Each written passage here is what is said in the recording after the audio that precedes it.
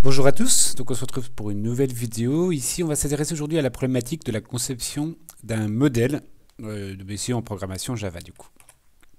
Donc tout d'abord, on va se poser la question, qu'est-ce qu'un modèle?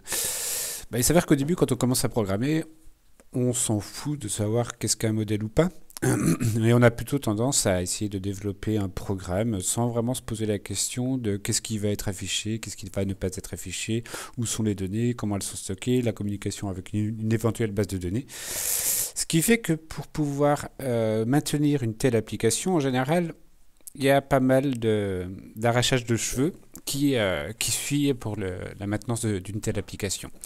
Donc en fait, il y a beaucoup de personnes qui se sont penchées sur la question et ils sont venus sur l'idée de développer des applications qui vont suivre un paradigme qui s'appelle ici Model View Controller ou MVC. Donc là, on a trois intervenants. On a le modèle qui va justement être la partie métier de l'application, qui va stocker toutes les données qui sont liées à l'application. Et en fait, c'est là où on va pouvoir interagir avec les différentes données, être capable d'enregistrer une nouvelle donnée, de la modifier, et ainsi de suite. S'il y a une connexion qui doit se faire avec une BD, c'est là que ça se fait.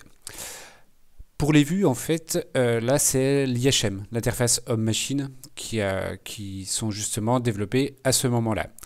Sous-entendu, quelque part, le modèle ne va rien afficher du tout puisque ce sont les vues qui vont gérer l'affichage, grosso modo.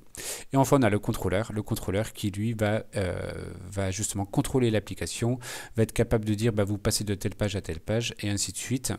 Donc c'est lui qui va guider l'utilisateur quelque part dans son application, va demander aussi différentes interactions en disant telle donnée doit être mise à jour dans le modèle et ainsi de suite. Donc le contrôleur lui va connaître les vues et le modèle, tandis que le modèle ne connaîtra pas les vues et les vues ne connaîtra pas directement le modèle. Donc, peu importe, c'est pas l'objet du jour et vous aurez, il y a d'autres vidéos justement qui s'intéressent au MVC et ainsi de suite. Mais là, ce qui nous intéresse aujourd'hui, c'est d'être capable de créer un modèle d'une application et se limiter donc à ce périmètre-là. Ok. Donc, comment se présente un modèle? En général, on doit avoir une interface qui va lister toutes les fonctionnalités qui sont proposées par notre modèle. Donc, c'est toutes les fonctionnalités qui nous permettent d'interagir avec les données qui sont stockées dans ce fameux modèle. Donc, on a également, en général, une classe qui implémente cette interface et on a plein d'autres classes métiers qui sont tous les objets qu'on va manipuler en fait au sein de notre modèle. Donc, on va voir tout à l'heure une mise en pratique concrète pour la conception d'un modèle en se posant justement les bonnes questions. Ce qu'il faut retenir ici, c'est que grosso modo, pour notre modèle de manière générale, on va avoir un client particulier qui sera notre principal intermédiaire de communication qu'on appelle la façade. Donc la façade, c'est la fameuse interface qui liste toutes les fonctionnalités de notre application. Donc elle, c'est la façade de notre application et c'est avec elle qu'on va communiquer justement uniquement. Et on ne devra pas pouvoir modifier un objet métier sans passer par cette fameuse façade. Donc les bonnes pratiques à respecter de manière générale pour faire une belle application MVC, c'est qu'un modèle, tout d'abord, ça n'affiche rien. Mais quand on dit que ça n'affiche rien du tout. Il est interdit d'avoir dans un modèle du system.out.println, à la limite pour le débugage, mais encore qu'il existe des débuggers qui permettent de le faire, donc techniquement, ça ne devrait pas apparaître. Une façade donc doit proposer toutes les fonctionnalités nécessaires pour modifier les données présentes dans la façade. Si vous avez à modifier un objet métier en dehors de votre modèle, alors c'est qu'il y a un problème quelque part de conception. Ça veut dire qu'il manque probablement des fonctionnalités dans votre façade. Donc il est important de se poser, de réfléchir à quelles sont les interactions dont j'ai besoin que je vais avoir donc avec ce fameux modèle. Et il faut vraiment considérer comme la façade qui est notre seul moyen de communiquer avec le modèle de notre application. Donc les bonnes questions à se poser avant de se lancer dans le développement d'un modèle, c'est quelles sont les fonctionnalités dont j'ai besoin. Les fonctionnalités de mise à jour de données, de création, de suppression, ainsi de suite, des fonctionnalités permettant de récupérer données pour éventuellement les afficher dans des vues par exemple. c'est une bonne idée. Mais parfois, justement, on a besoin de fonctionnalités qui nous permettent d'accéder à des informations pour pouvoir justement faire un traitement ensuite et pouvoir l'afficher à notre utilisateur. L'autre question fondamentale à se poser, c'est dans quel contexte va être utilisé notre modèle.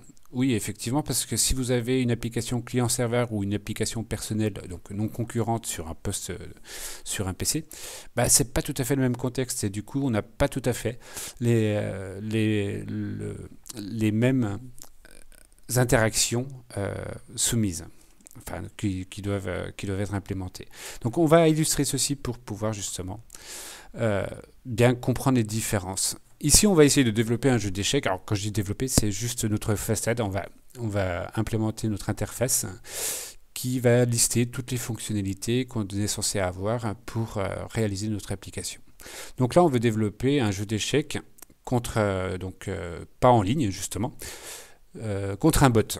Donc un seul joueur, donc qui n'est pas une application client-serveur. Donc on doit tout d'abord identifier les besoins fonctionnels. Donc qu'est-ce que je vais avoir besoin de faire? Je vais avoir besoin de créer une partie.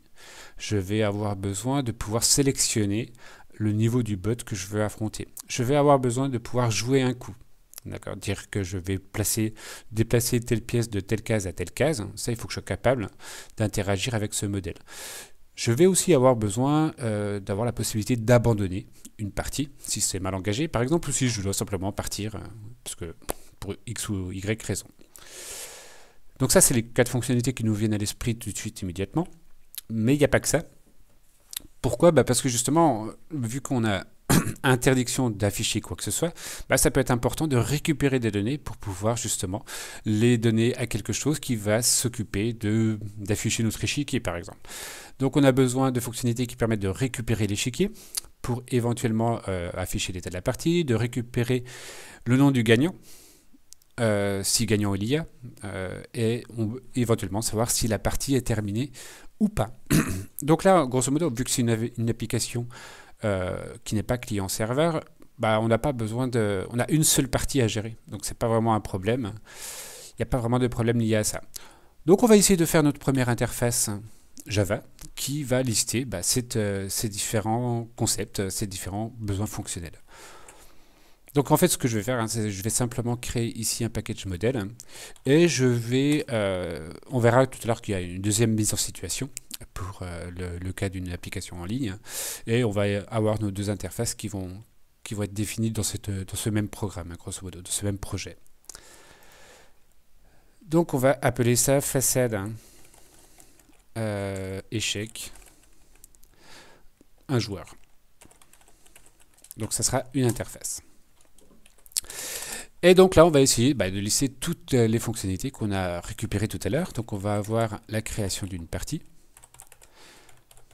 Donc ici, on va proposer par exemple de lui passer le nom du joueur qui joue contre l'individu. On va avoir éventuellement, donc on avait dit quelque chose qui nous permet de sélectionner le niveau du bot. Niveau bot. Donc là, je propose ici de mettre un enum niveau bot. Et là, on va mettre différents types énumérés. Donc on va mettre 1000 Elo.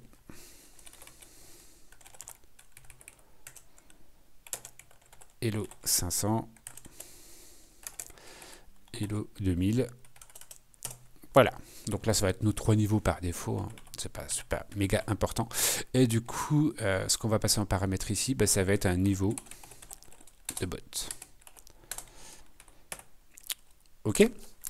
Quelles sont les autres fonctionnalités qu'on avait énumérées? Donc on avait le sélection du niveau du bot, on avait le jouer un coup. Donc on va avoir ici void jouer un coup. Alors là, on peut se poser la question sur les types de retour. Pour l'instant, j'ai pas besoin vraiment de type de retour, parce que même quand je vais jouer un coup, je vais simplement lui dire, voilà, je veux jouer de telle pièce, de telle case à telle case. Du coup, il va vérifier que la pièce qui est visée a bien le droit de se déplacer de cette façon-là. Donc là, on va mettre un char colonne et int ligne, qui est le quadrillage classique d'un échiquier. Et on va mettre la même chose pour la destination. Colonne dest et int ligne dest. Ok, là on peut éventuellement penser au fait qu'on va avoir un coût impossible au cas où ce que l'on donne comme coordonnées, ce n'est pas un coût jouable en réalité, soit parce que vous avez écrit n'importe quoi, il n'y a pas de pièce à la case mentionnée pour la case de départ, soit parce que le couple case de départ, case d'arrivée ne correspond pas à un déplacement de la pièce concernée. Donc voilà, on va se limiter à ceci pour l'instant. Hop. Ok. Donc là, on continue sur nos trucs. On a la partie, la fonctionnalité abandonnée. Donc là, il n'y a pas besoin de paramètres particuliers, parce que quoi qu'il arrive, c'est une version 1 joueur, donc celui qui abandonne, c'est forcément le joueur humain qui est ici. Concernant les autres fonctionnalités, on avait récupération de l'échiquier, éventuellement afficher le récupération du gagnant, si gagnant il y a, est-ce que la partie est terminée ou pas. Donc là, on n'a plus que 3 fonctionnalités à mettre. Donc on va dire qu'on va retourner un échiquier, get échiquier. Tac. Donc là, encore une fois, hein, je vais pas avoir, je vais créer l'interface pour l'instant, on va se limiter à ceci. Donc l'avantage, c'est que là, je développe mon application sans même me poser la question de quelles sont les fonctionnalités que je vais avoir pour mon échiquier. Pour l'instant, c'est pas mon problème. Je dois simplement me focaliser sur mon interface, ma façade du modèle. Donc j'ai le get échiquier qui est là, j'ai le get gagnant, donc je vais simplement retourner ici. Hop, un string, donc ce sera soit le nom du joueur, soit le bot, soit une chaîne de caractères qui exprime que c'est le bot. Donc là on peut avoir plusieurs problèmes. On peut avoir le fait qu'on a une partie qui est un match nul. Donc du coup, il n'y a pas de vainqueur. Donc c'est une situation de patte en échec. Hop, ok. Et on peut aussi avoir le problème que la partie n'est pas terminée. Donc dans ce cas-là, il n'y a pas de vainqueur non plus pour le moment. Donc on va mettre partie non terminée. Exception. Tac, tac. Ok. Et enfin, est-ce qu'il nous reste un truc? Oui, bah, il nous reste la fonctionnalité. Est-ce que la partie est terminée ou pas? Ça peut être toujours intéressant à savoir. Donc là, ça sera un booléen. Et partie terminée. Hop. Bah non, il n'y a pas de throws ici. Ok. Donc là, encore une fois, on est dans une situation en fait où on a une seule partie, on est en train de jouer avec un seul joueur, hein, donc on joue avec un bot. Donc j'ai une seule partie en cours, je ne peux pas en avoir 50 000 en parallèle. Je dois simplement sélectionner le niveau du bot. Il y a un seul joueur qui peut jouer un coup, bah, c'est l'humain qui est ici. Il y en a un seul, le seul humain qui pourra abandonner. On va pouvoir récupérer le seul échiquier qui sera géré par notre application. On sera capable de récupérer le gagnant de la partie en cours et on peut savoir si la partie est terminée ou pas. Donc là, grosso modo, on se retrouve avec... Alors, cet ensemble de fonctionnalités me semble suffisant dans un premier temps. Alors, il pourrait s'avérer qu'on a oublié 2-3 fonctionnalités, hein, mais ça, en général, ça demande une étude assez poussée avec des écrans pour bien comprendre les différentes interactions dont on a besoin. Mais là, on va dire que pour une application qui n'est pas client-serveur, ça devrait suffire pour pouvoir interagir avec un modèle, pour avoir un modèle qui gère normalement notre application d'échecs assez proprement. Ok, maintenant on va passer dans une autre mise en situation. Donc là, par contre, on veut développer un jeu d'échecs en ligne où il y a des joueurs humains qui peuvent s'affronter. Sous-entendu, il peut y avoir plusieurs parties en parallèle, hein, donc plusieurs échiquiers. Donc là, on voit qu'on va se poser différentes questions. Si on reprend la façade que l'on vient d'établir, il n'y a aucune chance que ça puisse être utilisé tel quel pour une telle application client-serveur. Alors pourquoi il n'y a aucune chance? Bah, tout simplement parce que déjà, de base, il n'y a pas qu'une seule partie gérée par notre façade, mais il peut y en avoir une multitude. Et donc ça veut dire simplement que quand je vais devoir jouer un coup, bah, pareil, je ne peux pas me limiter à ces paramètres-là. Parce que si vous êtes à la place de votre façade, on vous dit je joue telle colonne, telle ligne à destination de telle colonne et telle ligne. La première question que vous êtes censé vous poser, c'est oui, mais pour quelle partie? Et qui est-ce qui me demande ça? Donc là, on voit qu'il nous manque des informations ici. Donc on va essayer de mettre en place cette fameuse façade. CTRL-C, hop là. On va mettre online. Donc là, je fais un copier-coller de ma façade. Et on va adapter, donc là, le niveau du bot, on s'en fout. La création de la partie, du coup, ça va changer pour le coup. Pourquoi? Parce que ici, ce qu'on va faire, c'est qu'un joueur va créer une partie, certes, mais du coup, il a besoin d'avoir un identifiant en retour pour pouvoir dire je suis tel joueur et je veux jouer quelque part dans telle partie. Imaginons qu'un joueur puisse lancer 5 parties en parallèle. Il faut être capable à tout moment de savoir pour quelle partie il va jouer. Donc ce que je propose ici, c'est de retourner un string qui sera par exemple une chaîne aléatoire qui va être générée automatiquement à la création de la partie.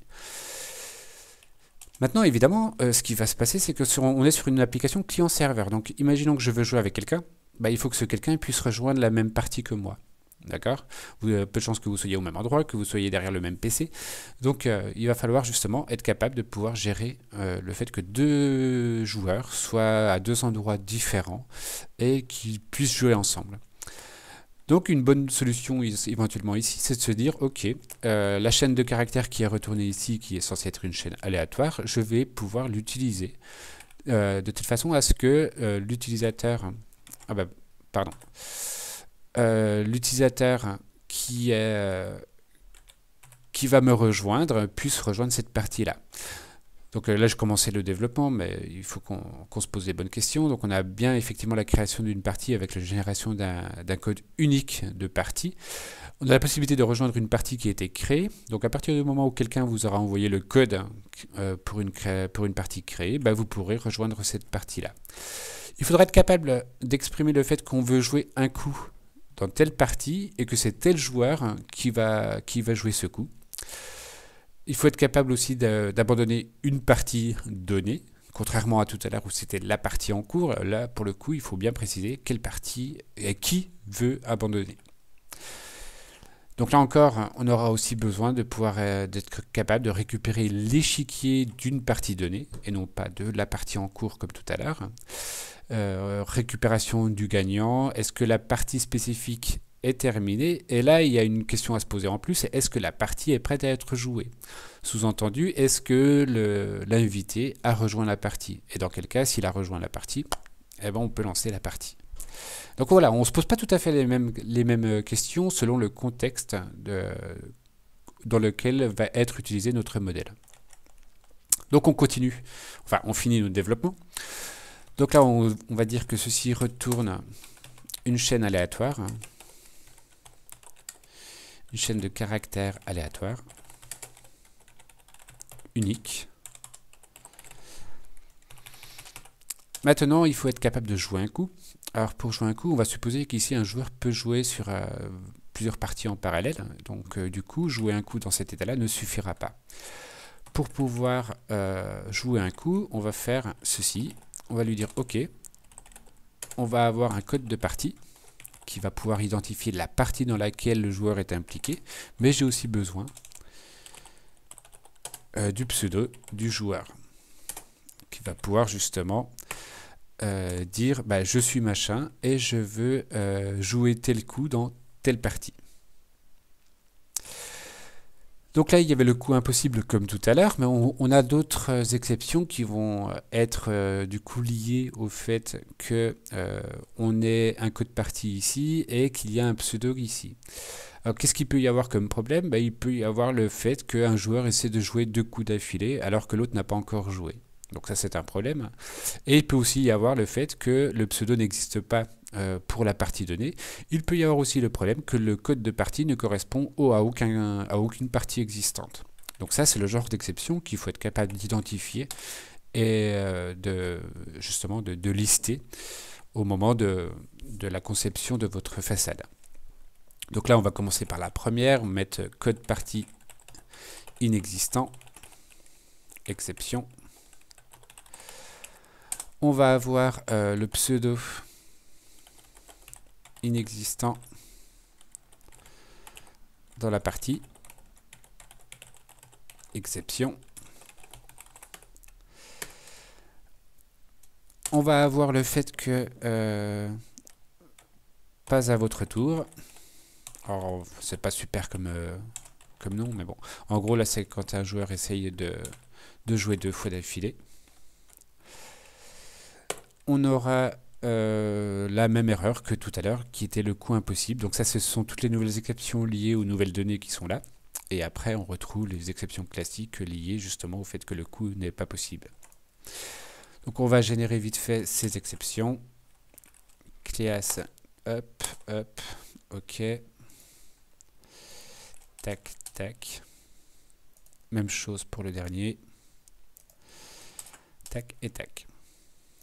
Ok. Donc là, je suis allé un peu vite parce que je suis parti sur les fonctionnalités existantes, mais on en a oublié une. Hein, c'est celle qui permet de rejoindre la partie.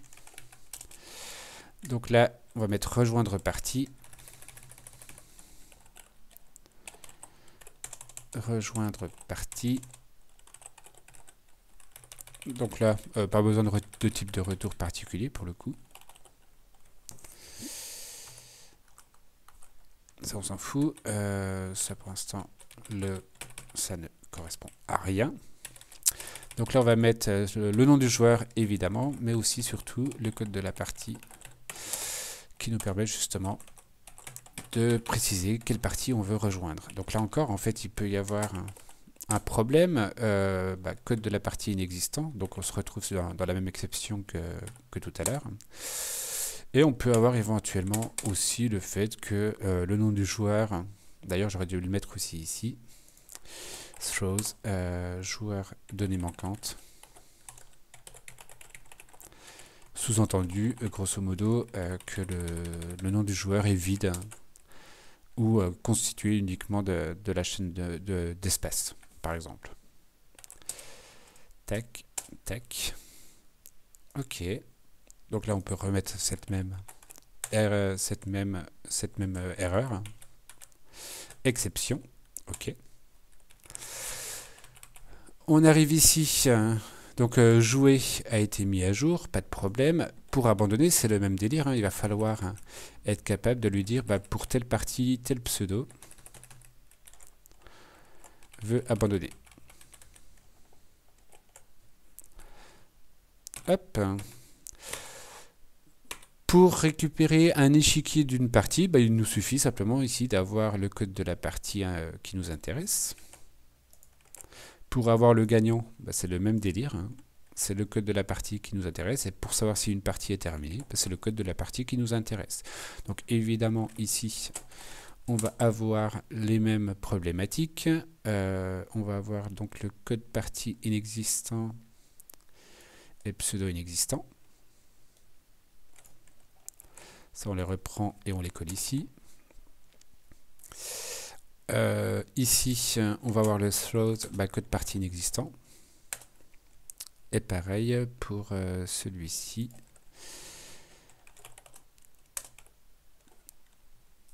Hop. Voilà. Donc voilà en gros à quoi ressemblerait donc une version on va dire bêta de notre modèle. On voit qu'il y a beaucoup d'erreurs ici qui ont été ajoutées et qui n'existaient pas dans la version, on va dire, monopost de notre application. Et qu'il faut du coup gérer plusieurs choses et que c'est vraiment le contexte dans lequel est utilisée notre application qui fait qu'on va avoir justement ici le fait qu'on ait plusieurs parties en ligne qu'il faut être capable d'identifier à tout moment qui demande quoi pour quelle partie. Et ça, c'est super important en fait d'être capable de le faire.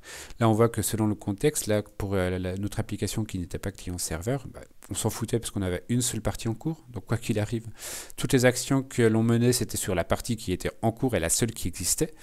Et là, clairement, dans la version online, on ne peut plus se limiter à ça. Et du coup, il faut adapter justement notre façon de réfléchir, notre façon d'authentifier chacune des actions pour que notre modèle ne soit pas perdu. Imaginez que votre modèle, c'est un individu qui est dans une salle autre que la vôtre où vous êtes, et que vous lui dites, bah voilà, je veux jouer tel coup.